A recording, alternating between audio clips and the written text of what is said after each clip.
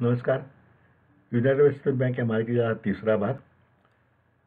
ज्या कंपनीमुळे अण्णासाहेबांना जनता विमा महर्षी म्हणून आदराने संबोधू लागली आणि साताऱ्याचे नाव जीवन विमा क्षेत्रात संपूर्ण भारतात ख्यातिकीय झाले, त्या वेस्ट इंडिया लाईफ इन्शुरन्स कंपनीच्या स्थापनेचा इतिहास मनोरंजक आहे. मुळात साताऱ्यात बँक स्थापन होणे अशक्य होते, पण ती सातारा स्वदेशीच्या रूपाने स्थापन झाली. पुढे जोशी म्हणून एक ग्रस्त होते, ते साताऱ्यात आले. त्यांनी न्यूयॉर्क लाईफची इन्शुरन्सची एजन्सी घेतली ती. पण तेव्हा लोकांना स्वतःच्या मृत्यू इतकी भीतीदायक फार वाटत असे कल्पना. त्यामुळे यमाजी भास्कर असं त्या विमा एजंटला म्हणे. पुढे ते न्यूयॉर्क विमा कंपनीने एकदा शाखा काकारावांची पेजंट नेमले आणि हा व्यवसाय करताना दादासाहेब करंदीकर जे टिळकांचे वकील होते तेव्हाचे, ते म्हणले तुम्ही सगळ्याकडे जाता, पण माझ्याकडे विमा उतरायचा आग्रह आजपर्यंत कसा केला नाही. दादासाहेब करंदीकर म्हणजे साक्षात लोकमान्य टिळकांचे वकील असलेले आज वजनदार असामी. काकारावांना ते ऐकून फार समाधान वाटले, कारण ते एक प्रकारचे उत्तम व्यवसायाचे मान्यता प्रमाणपत्रच होते. दादासाहेबांनी मोठी लाईफ इन्शुरन्सची पॉलिसी घेतली, पण त्याचा विमा हप्ता भरताना दादासाहेब करंदीकर म्हणाले, काकाराव, हे पैसे परदेशी कंपनीला देशाबाहेर जाणार, तेव्हा तुम्हीच एक स्वदेशी विमा कंपनी का काढत नाही. हे त्यांचे म्हणणे काकाराव जोशींच्या मनातील विचारचक्राला चालना देणार ठिणगीच ठरली. त्यांनी अनेकांच्या गाठी भेटल्या, पुण्यात अनेकांना भेटले, पण ते कुणी मनावर घेईना. आणि 1910च्या सुमारास न्यूयॉर्क लाईफने आपलं भारतातलं कामकाज बंद केलं. त्यामुळं त्यांना पुढं काय करणार प्रश्न पडला. वासुदेवराव जोशी म्हणून दुसरे ओरिएंटल इन्शुरन्सचे काम करत होते. त्या दोघांच्या भेटीतही हा सारखा प्रश्न व्हायचा की आपले भारतीय विमा कंपनी का असं नये. हे दोन्ही जोशी म्हणून अण्णासाहेबांना भेटले. अण्णासाहेबांनी अशक्य गोष्ट आहे, कारण त्याला खूप पैसे व ज्ञानही लागेल असे म्हणून नकार दिला. पण काकाराव हे जिद्दीचे. त्याने तुम्ही विचार करावा, अभ्यास करावा, मग मत द्या अशी गळ घालून अण्णासाहेबांना राजी केले आणि विमाविषयक 2-4 पुस्तके लगोलग त्यांच्याकडे पाठवून दिली. दुसऱ्या बाजूने गावातील प्रमुख मंडळींशी त्या दोघांनी चर्चा करीत त्यांच्याही मनाची हळूहळू तयारी चालवली. शेवटी वर्षभर सखोल अभ्यास करून अण्णासाहेबांनी अनुकूल मत दिले. हे शक्य आहे, मात्र त्यासाठी पुरेसे भांडवल, उत्तम व्यवस्थापन व सुयोग्य गुंतवणुकीची व्यवस्था आवश्यक आहे. हे सर्व असेल तरच ती यशस्वी होईल हा निष्कर्ष सांगितला. ते ऐकून जोशीद्वयाबरोबर सातारी दुर्मिळांनाही आनंद झाला. सर्वांनी अण्णासाहेबांच्या नेतृत्वाखाली कंपनीची कागदपत्रे आराखडा तयार करण्याचे काम सुरू केले. अण्णासाहेब स्वतः तेव्हा 50च्या जवळपास आले होते. सर्व मंडळींचा आग्रह झाला की त्यांनी वकिली बंद करून या कंपनीच्या मॅनेजिंग डायरेक्टरची सूत्रे हातात घ्यावी. तेव्हा मॅनेजिंग डायरेक्टर असं पद सगळ्या कंपन्यांना असायचं, त्यांना पगार असायचा आणि शिवाय अधिकारी असायचा. अण्णासाहेबांना पैशाचा लोभ कधीच नव्हता, त्यापेक्षा ही आर्थिक जनसेवा त्यांना मोलाची वाटली.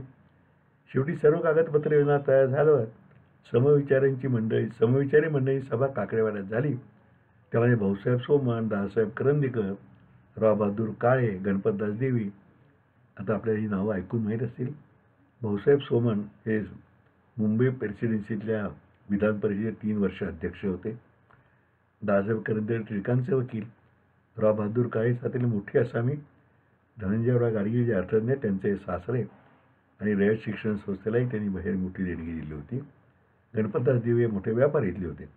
अशी शहरातील सर्व प्रमुख मंडळी हजर होती. सर्वांनी तो विचार उचलून धरून सक्रिय सहकार्याचे मान्य केले. द इंडियन इन्शुरन्स कंपनी हे नावे ठरवून त्याच ठिकाणी भांडवल उभे राहिले. परंतु तेव्हा तेवढं भांडवल पुरेसं नव्हतं, म्हणून वामनराव गोवेकर म्हणून जे ग्रस्त होते सातारचे, त्यांनी केवळ अण्णासाहेबांच्या शब्दाखातर 25,000 रुपयाच्या स्वतःच्या प्रॉमिसरी नोटा कंपनीच्या नावावर करून दिल्या. त्या प्रॉमिसरी नोटावर रक्कम अण्णासाहेब मुंबईला गेले आणि 13 ऑगस्ट 1913 रोजी वेस्ट इंडिया लाईफ इन्शुरन्स कंपनीची अस्तित्वात आली. मूळ ठरलेल्या नावाची कंपनी दुसरी असल्यामुळे त्या waste India life insurance company या नावाने नोंदणी करावी लागली. पुण्याच्या आधी साताऱ्यात विमा कंपनी स्थापन झाली. छोट्याशा गावातही भाविकाचा वेळ घेणारे काकाराव जोशी, अण्णासाहेब चिरमुले, वासुदेवराव जोशी अशी मंडळी असू शकतात. त्यांना आपल्या एखाद्या अमोलिक वाक्याने चालना देऊ शकणारे दादासाहेब करंदीकर, भाऊसाहेब सोमण, राव बहादूर काळे असू शकतात. त्या सर्वांनी मिळून जवळजवळ 8,000 रुपयात केवळ स्वदेशी विचाराने नवीन संस्थाही ध्येयवादी मंडळ उभी करीत आहेत, म्हणून बिन लेखी टाकी स्वतःचे 25,000 रुपये देणारे वामनराव गोवेकरसारखे लक्ष्मी आणि सद्विचार या दोन्ही श्रीमंत असणारे असू शकतात. हे सातारचे आगळेवेगळे वैशिष्ट्य म्हणावे लागेल. वेस्ट इंडियाची गरुड भरारी ही जर आपण पाहिली तर अण्णासाहेबांनी थोड्या दिवसात त्याचा जम बसवला. वेगवेगळ्या विमा पॉलिसीज तयार केल्या. कंपनीचे काम काटकसरीने व शिस्तीने चालवण्याचा दंडक होता. के.वाय. जोशी 1952 तज्ज्ञ ॲक्च्युअरी म्हणून नेमणूक झाली. ते पुढे मुख्य व्यवस्थापक झाले. अण्णासाहेब मॅनेजिंग डायरेक्टर होते. त्यामध्ये अण्णासाहेब वेगवेगळी प्रतिष्ठित मंडळी होती. वेस्ट इंडियाने अल्पावधीचा मोठा नावलौकिक मिळवला. अण्णासाहेबांची निरपेक्ष व वृत्ती व पारदर्शकता, गुंतवणुकीचे ज्ञान, काटकसरी व्यवस्थापन आणि दूरदृष्टी यांचा तो परिपाक होता. सर्व कारभार त्यांनी वर्तस्थ कर्मयोगाप्रमाणे आणि आर्थिक जनसेवा दृष्टीने पाहिला. प्रारंभी केवळ ते ₹150 वेतन म्हणून घेत असत. 1931 साली ते निवृत्त झाले तेव्हा फक्त ₹350 वेतन घेत होते. यावरून त्यांच्यातील निष्काम कर्मयोगाची भूमिका सहज उमगते. हा वेस्ट इंडियाचा कल्पवृक्ष पूर्ण क्षमतेने उभा राहिल्यावर 1931 साली ते सर्वांच्या आग्रहाला न जुमानता वयाच्या 65व्या वर्षी मॅनेजिंग डायरेक्टर पदावरून निवृत्त झाले. तेव्हा त्यांचा कर्मचारी व एजंट यांच्या वतीने साहित्य सम्राट नरसिंह केळकर यांच्या अध्यक्षतेखाली भव्य सत्कार करण्यात आला. त्यानंतर त्यांनी 2 वर्षे स्पेशल डायरेक्टर म्हणून बोर्डावर काम केले. पण तेही निवृत्त भावनेतून आणि सांगेन युक्तीच्या गोष्टीचार म्हणून. मात्र त्यापुढील काळातच 1936 साली त्यांनी युनायटेड स्टेट्स बँकेची स्थापना केली. तेव्हा त्यांचे वय 70च्या पुढे होते. हे लक्षात घेतले म्हणजे त्यांनी वेस्ट इंडिजची धुरा सोडली तरी आर्थिक जनसेवेचे व्रत चालू ठेवले हे लक्षात येईल आणि त्यांच्याविषयी आदर्श शतकोनीत होईल. अण्णासाहेब चिरमुले यांचं एक चरित्र 45 साली लिहिलेलं आहे. 1945 साली खारीलकर म्हणून ग्रस्त होते ते बँकेतले विमा कंपनीतले. ते नंतर आम्ही रिप्रिंटही केलेलं आहे. ज्यांना पाहिजे असेल ती ₹200 किंमत आहे. अण्णासाहेबांचं पूर्ण चरित्र फार रंजक आहे वाचायला. कारण वेस्ट इंडियाशी कोण कोण लोक जोडले गेले ते, कारण कराचीपर्यंत त्या शाखा होत्या आणि रवींद्रनाथ टागोर त्या सल्लागार मंडळावर होते. अनेक मोठी मोठी दिग्गज मंडळी त्यात सल्लागार मंडळावरती होती. त्यामुळं हे अतिशय महत्त्वाचं आहे. अण्णासाहेबांच्या पुढे निधनानंतर सुद्धा त्यांचे दत्तक पुत्र, त्याला मुलबाळ नव्हतं, पुण्याचे सुप्रसिद्ध लेखक शरदचंद्र चिरमुले त्यांचे दत्तक पुत्र जे MS कॉलेजचे पुढे प्रिन्सिपॉल होते. तर अण्णासाहेबांनी असं सर्व हे उभं केलं आणि त्यातूनच ही युनायटेड स्टेट्स कशी उभी राहिली ते आता पुढे बघूया आपण. 1925च्या सुमारास इम्पिरियल बँक हीच भारतातील एकमेव प्रमुख बँक होती. सरकारचे सर्व व्यवहार याच बँकेमार्फत चालत. इम्पिरियल बँक म्हणजे रिझर्व्ह बँकेची पुढे बँक. बँकांच्या व्यवहारात सामान्य नागरिकांचा फारसा सहभाग नव्हता. त्यामुळे अन्य छोट्या बँकांची संख्याही मोठी नव्हती. 1934 रिझर्व्ह बँक ऑफ इंडिया स्थापन झाली. त्यावेळी इम्पिरियल बँकेच्या 160 शाखा, 98 एक्सचेंज बँका, 688 भारतीय छोट्या बँका अशा संपूर्ण यात फक्त 946 बँकांच्या शाखा होत्या. त्या दरम्यान सातारा स्वदेशी स्थापना होऊन 27 वर्षे झाली होती. परंतु तिचा आकार लहान आणि शाखा विस्तार सातारा जिल्ह्यापुरता राहिला होता. वेस्ट इंडिया लाईफ इन्शुरन्स मात्र आपल्या व्यवसायात चांगलेच बाळसे धरले होते. जवळजवळ पूर्ण मुंबई इलाक्यात ते विमेदार पसरले होते. त्यांच्या हप्त्याचा भरणा करून घेणे, एजंटाचे कमिशन पाठवणे, क्लेमच्या रकमा पाठवणे यासाठी वेस्ट इंडियाला अन्य बँकामार्फत व्यवहार करावे लागत असे. तसेच गुंतवणुकीतील व्याज व डिव्हिडंडही असेच वसूल करावे लागत असे. त्यामुळे वेस्ट इंडियाकडून या समन्वयासाठी बँक चार्जेस म्हणून बरीच मोठी रक्कम खर्चही होत असे आणि ती अन्य बँकांना मिळत असे. हा बाहेर जाणारा पैसा आपल्या सिस्टर कन्सर्नला मिळाला तर फायदा घरातच म्हणजे शेअरहोल्डरलाच मिळाला असता. सातारा स्वदेशी बँकेचे भांडवल आकारमान पाहता तिच्यामार्फत हे जमणे शक्य नव्हते.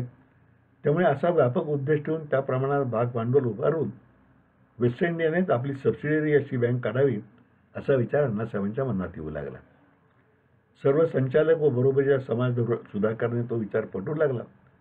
तेव्हा अण्णासाहेबांनी वेस्ट इंडियाच्या दैनंदिन कारभाराचे लक्ष कमी केले होते. वयाची 72 सुद्धा अण्णासाहेबांची शरीर प्रकृती उत्तम होती. त्यामुळे सर्वांनी अण्णासाहेबांनी ही जबाबदारी घ्यावी असा आग्रह धरला आणि त्यास अण्णासाहेबांनी मान दिली. 72व्या वर्षी असा उत्साह असणं ही एक फार दुर्मिळ गोष्ट आहे असं मला वाटतं. म्हणजे आपल्यापैकी अनेकांना ते नक्की जाणवेल. विशेषतः 60च्या पुढे माणसांचा उत्साह कमी होतो, जबाबदारी नको असं म्हणतो. पण अण्णासाहेबांनी ही जबाबदारी नवीन अंगावर तेव्हा घेतली. या सर्व समविचारी मंडळींची प्रमोटरची सभा होऊन त्यात नवीन बँक स्थापन करण्याचा निर्णय घेण्यात आला. नव्या बँकेचे नाव the United states bank limited तिचे एकूण भाग भांडवल 3,00,000 रुपये, त्यापैकी 50% वेस्ट इंडियाचे, म्हणजे वेस्ट इंडिया लाईफ इन्शुरन्स कंपनीचे. त्यासाठी वेस्ट इंडियाच्या मेमोरंडम अँड आर्टिकलमध्ये जरुरी दुरुस्ती आधीच करून घेतली होती. ती स्थापनेची तारीख होती 17 ऑक्टोबर 1936. सर्व सोपस्कार पूर्ण होऊन 8 मार्च 1947 रोजी युनायटेड बँकेचे प्रत्यक्ष कामकाज सुरू झाले. विमा कंपनीच्या सर्व गरजा भागवण्याबरोबरच जनसामान्यांना उपयोगी पडणारी नवीन स्वदेशी उद्योजक, व्यापारी, व्यावसायिक यांना मदत देणारी आणि कृषी क्षेत्रापासून ते वंचितापर्यंत सर्वांना आर्थिक मदत हात देणारी अर्थवाहिनी त्या दिवशी प्रवाहित झाली. पवित्र अशा कोणत्याही नदीचा उगम पाहिला तर तो लहानशा नितळ स्वच्छ जलधारेत असतो. तशी ती युनायटेड वेस्टर्न अर्थवाहिनी लहान रूपात 1947 साली प्रवाहित झाली आणि पुढे जवळजवळ 70 वर्षे महाराष्ट्रातील आणि देशातील लक्षावधी लोकांची आर्थिक तृष्णा आपल्या परीने तृप्त करीत सर्वमान्य झाली. अण्णासाहेबांच्या मूलतत्वाप्रमाणे या स्थापनेचा कार्यक्रम सुद्धा कोणताही थाटमाट किंवा डामडोल न करता, कोणताही औपचारिक समारंभ न करता केवळ एक श्रीफळ वाढवून व लक्ष्मीपूजन करून झालं. बँकेचे प्रारंभीचे कामकाज कसे चालत असे हे पाहणे उद्बोधक आहे. मी युनायटेड स्टेट बँकेचा आहे. स्टाफ केवळ 3 माणसांचा होता. खाली सतरंजी, बसायला डेस्क व कॅशला एक कपाट, एवढेच फर्निचर. मंडळी कामावर आली की स्वतः झाडलोट करून स्वच्छता करून कामाला सुरुवात करी. मॅनेजर कोणीच नव्हते, कारण सातारा सदीच्या मॅनेजरनाच हे कामसुद्धा पाहाव्यास सांगण्यात आले होते. कामकाज दुपारी 1 वाजता सुरू होईल, मात्र बंद होण्याची निश्चित वेळ नव्हती. दिवसभरात जे काम पूर्ण झाले की साधारण सायंकाळी 7 किंवा त्यानंतर काम बंद होईल. ओव्हरटाईमची प्रथा नव्हती. दर अमावास्येला सुट्टी असे. डायरेक्टर बोर्डाला काहीही मानधन दिले जात नसे किंवा कोणतीही खास सवलत नव्हती. अगदी भाऊसाहेब सोनवांच्यासारखे ज्येष्ठ संचालकी क्लार्ककडे जाऊन व्यवहार करीत. बँकेचे पहिले डायरेक्टर बोर्ड पाहिले म्हणजे साताऱ्यातील सर्व धुरीण मंडळी या बँकेच्या स्थापनेसाठी कशी निस्वार्थीपणे एकत्र आली होती हे समजून आपल्याला आदर वाटेल. अण्णासाहेब चिरमुले चेअरमन, राग तथा भाऊसाहेब सोमन म्हणजे काँग्रेसचे ज्येष्ठ नेते व मुंबई विधिमंडळाचे उपाध्यक्ष, एल मापटे, डॉक्टर मोहन आगाशे आयुर्वेदी अर्कशाहीचे संस्थापक, शंकर हरी साठे म्हणजे ज्येष्ठ वकील, जे देवी प्रमुख व्यापारी, श्री तथा भाऊसाहेब मोडक हे हिंदू महासभेचे नेते आणि केसरीचे नंतर आले ट्रस्टी. ही सर्व मंडळी वेगवेगळ्या राजकीय विचारधारेची होती, परंतु बँकेत येताना त्या पक्षाचे जोडे बाहेर काढून एक दिलाने आणि पक्षवाद संघटनेचा हिताचा विचार न करता केवळ बँकेचे हित डोळ्यासमोर ठेवून कार्यरत होते. बँकेच्या सेक्रेटरी स्वतंत्र नेमणूक नव्हती, कारण वेस्ट इंडियाचे सेक्रेटरी नाम जोशी हेच ते काम विनावेतन करेल. अण्णासाहेब रोज प्रारंभी 3 वाजता बिनचूक व 1995 4:30 वाजता येत ते 7 वाजेपर्यंत असत.